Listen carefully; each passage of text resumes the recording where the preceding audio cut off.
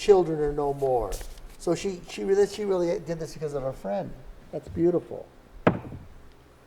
Number 5. Okay.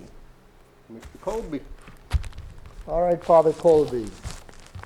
Father Maximilian Kolbe was Raymond Kolbe, and he was born in 1894 in Poland, which was part of the Russian Empire.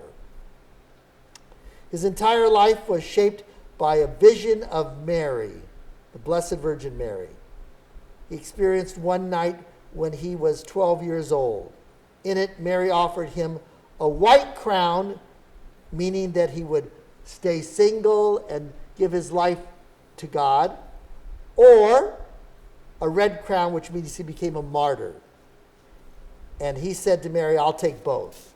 So he became a priest and a martyr. All righty. Number two. Anne Frank. Anne Frank.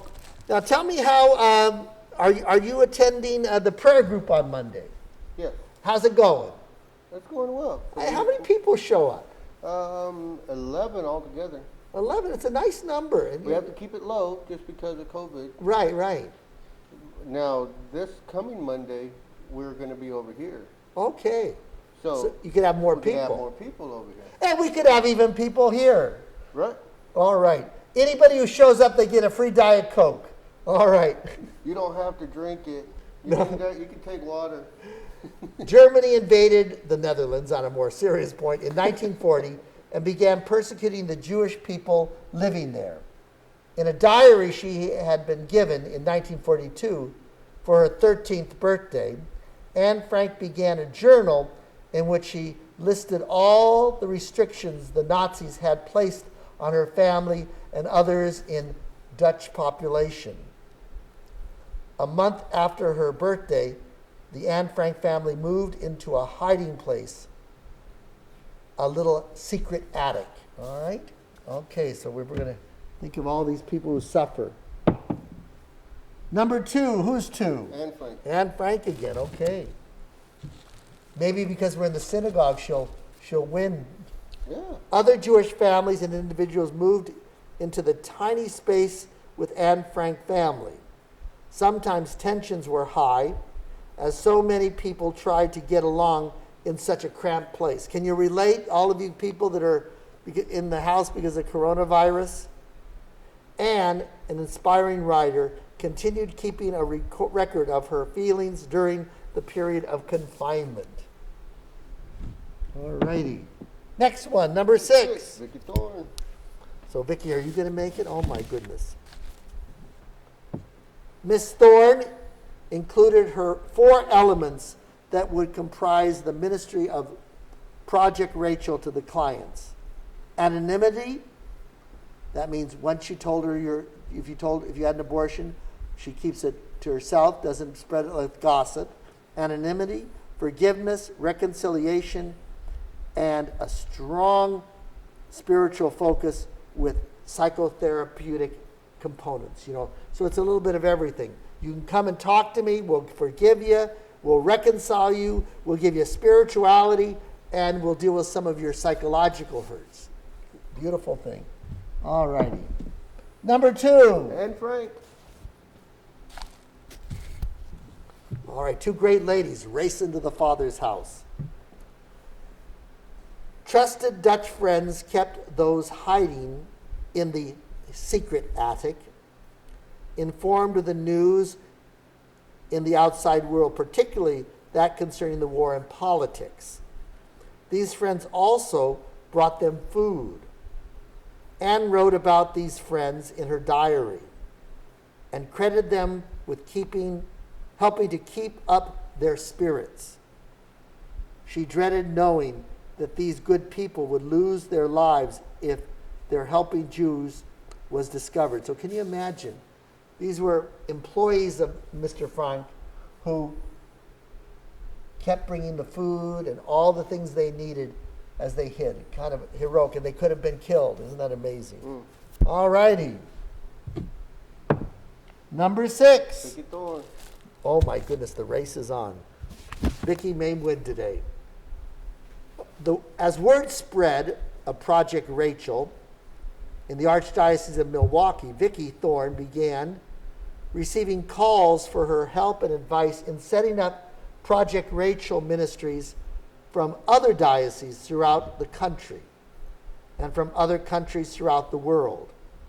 Her husband Bill advocated with her as she became a recognized expert in the fledgling field of post-abortion trauma. In the United States Conference of Bishops undertook oversight of the burgeoning number of diocesan Project Rachel ministries. So the bishops got involved. God love us. Okay, number 4. Sister Mary. Sister Mary, come on. You've been with us a long time. In 1914, at the age of 25, Bridget joined the Sisters of Charity of St. Augustine. Okie dokie. She was given the name St. Mary Ignatia, and being a skilled musician, was assigned to the job of teaching music. But teaching those kids was a bit too much for her, and she had a mental and physical breakdown. Okay. Teachers have a lot of stress, don't they? Mm-hmm. Number 1. Right. Saint Paquita. Okay, Josephine. Her first owner, Paquita, was a wealthy Arab who used the young Paquita as a maid to his own daughters. She recalled being well treated there until one day she broke a vase. Paquita was beaten so severely that she was unable to walk for a month, Wow. after which time she was sold. Oh my goodness. Again, cruelty. Number 4. Sister Mary. Ignatia. Okay, Sister Mary. Okay, now we have 3 great women here. Well, 4 women here. Okay. Following her recovery from her mental and physical breakdown, Sister Ignatia was assigned in 1928 to a hospital, which eventually she met Dr. Bob, who eventually, and with her and some other help, they started the first clinic for alcoholics. All right.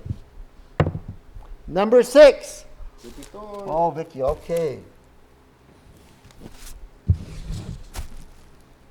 When she wasn't traveling the world speaking on the needs of post-abortion women, Vicki Thorne continued to head Project Rachel in Milwaukee. She was instrumental in recognizing the need for the healing of men whose babies had been aborted. The men were excluded. They were told they have no say. Thorne wrote, "They're told that they have no right to be sad." She has addressed this issue with several major conferences and some under the auspices of the Knights of Columbus. They all do great work. And you're a Knight of Columbus too, right? Yes, I am. God love you. Okay. All right, number 6.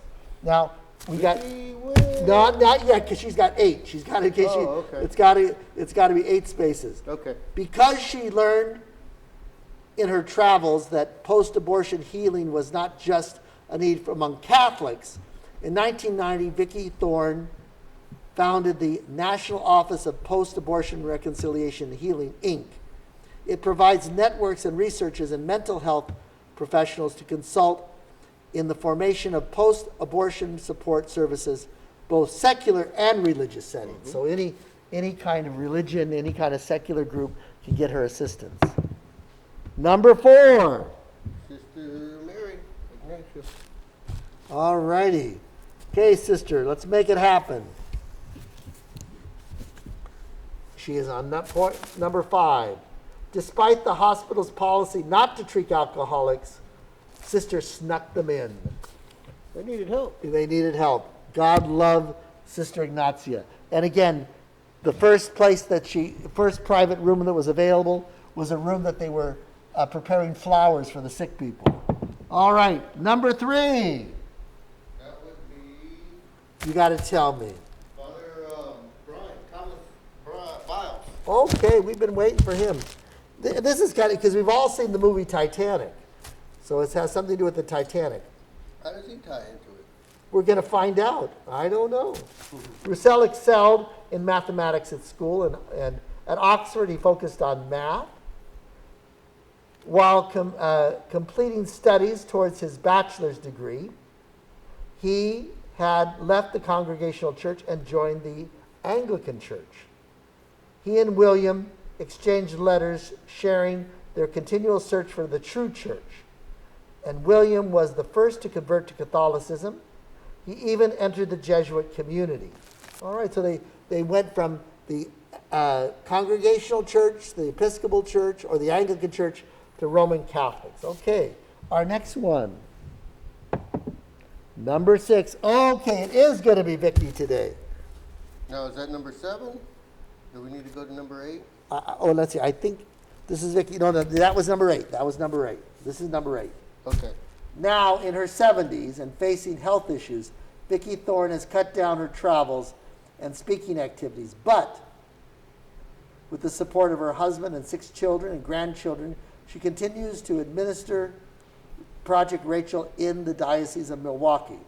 She and her husband have been honored for their pro-life work by Pope Francis. Vicky Thorne is a corresponding member of the Pontifical Academy of Life. Dun, da, da, da. So now our sister is officially won the title in the house of the Father. So we gotta retire her to the house of the Father. We'll put it with the rest of the champions. All righty, good. And then this one that'll go there. So again, kiddos, we're going to call it quits for today. We have such a wonderful parish, and thank you for joining with us tonight and give us some new ideas for TV ministry. Enjoy your day. All righty. Bye-bye.